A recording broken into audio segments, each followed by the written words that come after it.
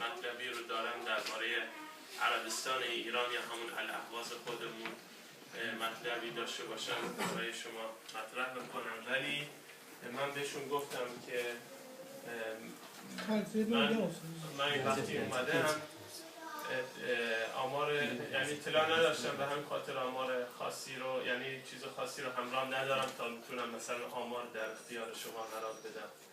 ولی من از بابت وضعیت اقتصادی اگه میخوام برای شما بگم، من میتونم اینجور بگم که استان خوزستان بنا به تصمیه رژیم جمهوری اسلامی یکی از استانهای صنعتی ایرانه و شمار زیادی از کارخانه‌های مهم ایران، از کارخانه‌های فولاد و شمار زیادی از کارخانه‌های معروف ایران در استان خوزستان هستش. آمار یعنی از جمله استان‌هایی که تعداد یعنی شمار زیادی از فرصت‌های شغلی در این استان به وجود میاد، اما همه این فرصت‌ها و همه این امکانات اقتصادی و صنعتی متاسفانه به این خاطر به وجود میاد که خارج از استان نیرو بیارن وارد استان بکنن و همون دغدغه امنیتی همیشگی نظام رو چیز بکنه، یعنی نظام رو از این بابت مطمئن بسازه که میتونه ترکیب جمعیتی استان رو به هم بزنه. به همین خاطر ما شاهد افزایش همین فرصت‌های شغلی در استان خوزستان یا عربستان ایران هستیم، اما در مقابل شاهد افزایش بیکاری در میان جوانان عرب هستیم. یعنی بیکاری در شهرهای عرب نشین 100% عرب نشین بیکاری بالای 30% و این آمار رسمی خود جمهوری اسلامیه، در صورتی که ما میدونیم اونجا یعنی وضعیت به شکلیه که اینقدر مردم از این رژیم ناامید هستن که اصلا بیکاران مراجعه نمی کنند و ثبت نام بکنن تا در جزو آمار بیکاری به حساب بیان و محسوب بشن و اساسا مردم به حال خودشون رها شدن. و نکته دیگری که من میتونم در ارتباط با وضعیت اقتصادی مطرح بکنم و اون اینه که تنها وسیله‌ای که در اختیار مردمه که میتونن جدای از نظام به حیات اقتصادی خودشون ادامه بدن هم قضیه کشاورزیه. یعنی ما میدونید عربستان ایران زمین‌های کشاورزی خیلی وسیعی رو داره که زمین‌های حاصلخیزی هستن، البته بودن، نه الان دیگه نیستن به خاطر وضعیت آبی که الان گریبانگیر کشاورزا شده در عربستان ایران. و اون اینه که متاسفانه دیگه کشاورزی هم مثل گذشته نیست، به خاطر اینکه هولوش 60 تا 100 روی همه رودخانه‌های عربستان زدن و این تقریبا کل آب‌های منطقه ما رو منتقل کردن به نقاط مرکزی ایران، منتقل کردن به یزد و اصفهان و کرمان و شیراز. و همین خاطر هیچ آبی دیگه الان به اهواز نمیرسه.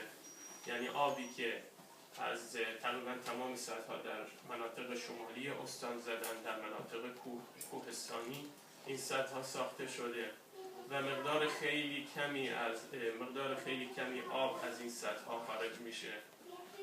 بعد فاضلاب‌های همه استان‌های بالاتر سرازیر میشه به سمت جنوب، به سمت منطقه ما سرازیر میشه و باعث میشه وقتی که آب به اهواز میرسه TDSش یا همون شاخص کیفیت آب، مثلا شاخص کیفیت آبی که ما اینجا در سوئد میخوریم چیزی در حد 500، اما در اهواز 3000. یعنی انسان میتونه آبی رو بخوره که حد اکثر شاخصش 900، بیشتر از 900 نمیتونه بخوره. آبی که در اهواز هست 3000، در آبادان و محمره 4000. برای کشاورزی اگه آبی که کشاورز استفاده میکنه شاخصش بیشتر از 1500 باشه، این آب کشاورزی رو زمین رو از بین میبره، یعنی به خاطر اینکه املاح آب خیلی زیاده و انگار کشاورز با دست خودش داره زمین خودش رو نابود میکنه. بعد هم طرح بزرگ دیگه‌ای که در منطقه زدن طرح توسعه نیشکره که این طرح به شکل فجیعی آب مصرف میکنه، یعنی به شکل خیلی زیاد. یعنی شکلی وقتی که این موتورخونه طرح توسعه نیشکر قبل از شهر اهواز کار میکنه، یعنی واقعا کارون چیز میشه، ناپدید میشه. اینقدر این موتورخونه ها قویه، آب رو پمپاژ میکنن در هزاران هکتار در تشت وسیع کل عربستان ایران که خب طبعا این زمین های کشاورزاست که به قصد از اونها گرفتن. این باعث شده که در چند سال اخیر، یعنی این برنامه در حال هوش 6-7 سال اخیر، باعث شده که در فصل کشاورزی میان جلوی کشاورزا رو میگیرن و اصلا کشاورزا حق ندارن که موتورخونه هاشون رو روی کانون روشن بکنن، به خاطر اینکه آب سرمایه ملیه و کشاورز هیچ مجوزی نداره از این سرمایه ملی استفاده بکنه و فقط طرح توسعه نیشکر و اجازه دارن آب رو پشت سدها نگه دارن، ازش برق تولید بکنن، به نقاط مرکزی ایران منتقل بکنن، اما کشاورز عرب نه، حق نداره، به خاطر اینکه این سرمایه ملی به این اجازه نداره، فعلا کمبود آب داریم و نمیتونه از این آب استفاده بکنه. به همین خاطر هم زمین‌های کشاورزی که اساساً توسط طرح‌های وسیعی مثل طرح توسعه نیشکر، طرح شیلات خوزستان و طرح‌های دیگه‌ای که به بنیاد جانبازان و پزمندگان و اینها، یعنی اینا اومدن فهمیدن که تنها وسیله استقلال ملت از نظام همین کشاورزیه و زمین ها رو به شیوه های مختلف از دست کشاورزا در آوردن. بعد مقداری که از زمین ها هم که دیگه فعلا در دست مردم هست آب دیگه نیست، یعنی با این برنامه سرسازی که راه انداختن دیگه آبی نیست که کشاورزی صورت بگیره و فقط در زمینه همین مصادره اراضی کشاورزان عرب. فقط میخوام این نکته رو بهتون بگم که زمانی که رضا خان در آوریل 1925 وارد الاهواز شد و حکومت شیخ خزعل رو برچید، اراضی الاهواز رو اراضی خالصه اعلام کرد. خالصه به معنای اینکه این اراضی ملک خالص دولت ایران و این کشاورزا و این ساکنین هر زمینی که الان دستشونه اینا با اجازه دولت ایران اینا مالکش هستن و دولت ایران هر زمانی که میخواد این که اراضی رو از دست کشاورزا میگیره و اصلا هیچ مسئولیتی درباره هزینه و پول زمین و این حرفا نیست. زمین رو به زور از کشاورز میگیره به خاطر اینکه کشاورز تا الان اونجا نشسته، روی زمین دولت ایران نشسته، کشاورزی کرده و همین خاطر معنای خالصه بودن اراضی عربستان ایران اینه. و همین الان هم تو طرح توسعه نیشکر زمانی که آقای در دولت رفسنجانی شروع شد بعد از جنگ، دقیقا همین برنامه بود، یعنی به کشاورزا میگفتن شما 2 ماه وقت داری زمین ها رو تخلیه بکنید. کشاورزا مراجعه میکردن خب پولمون چی میشه؟ بابا پولی نیست، این زمین ها مال ماست، شما میتونید تخلیه کنید برید. و 90 تا روستا رو تخلیه کردن و طرح توسعه نیشکر رو ساختن. این از بابت مسائل اقتصادی نکات زیادی هست، من نمیخوام وقتتون رو زیاد بگم. نفت خب اینو همه میدونن دیگه، ما نیاز نیست بگیم نفت. 95% نفت در استان ماست، در استان عربستان یا الاهواز هست. همه میدونید دیگه چقدر نفت، اصلا نیاز نیست بگیم. روزی نمیدونم دودش بگیم. آره خب از دودش میگیم. آره 2.5 میلیون الی 3 میلیون بشکه نفت میفروشن، هر بشکه رو $700 میفروشن، بعد نوش جانشون میشه، میره تهران، خب استفاده میکنن، حق دارن به خاطر اینکه ثروت ملیه و مال اجداد اونهاست، کوروش بوده و مالک کل دنیا بوده و ما نمیدونم چیز هستیم، قبایل و عشایر عرب هستیم که نه فرهنگی داریم نه تاریخی داریم. پریروز از جزیره عربستان اومدیم مهاجرت کردیم، به همین خاطر خب هیچ حقی در نفت نداریم. نوش جانه مرکز نشینان و نوش جان مهرپروران نمیدونم صاحبان اولین منشور حقوق بشر، نوش جانشون.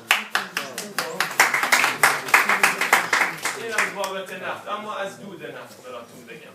اولا یعنی از موقعی که اینا تقریبا گفتم 60-70 تا 100 رو بر همه رودخانه های عربستان ما اینا ساختن، کاملا جریان آب رو متوقف کردن. از اون بر هم ترکیه و سوریه چندین صد رو بر دجله و فرات ساختن و آب رو بر عراق بستن. مقدار آب خیلی کمی که از عراق بالاخره میرسه به جنوب عراق و از ایران و عربستان میرسه به جنوب عربستان ما. میدونید همه این رودخانه ها وقتی که میرسن به استان ما، به خاطر اینکه سطح زمین از دریا پایین تره، همه رودخانه ها جایی به همدیگه میرسن و تالاب های بزرگی رو درست میکنن که در مرزهای ایران و عراق. بعد این تالاب ها خب اونجا در ما 50 درجه است. تالاب ها اونجا منطقه به شکل چیز هست، سونا میشه، یعنی تابستون این آب بخار میشه و کل منطقه رو مرطوب نگه داشته بود در صدها سال. یعنی به شکل طبیعی منطقه اینجوری پوشش گیاهی خودش رو حفظ میکرده.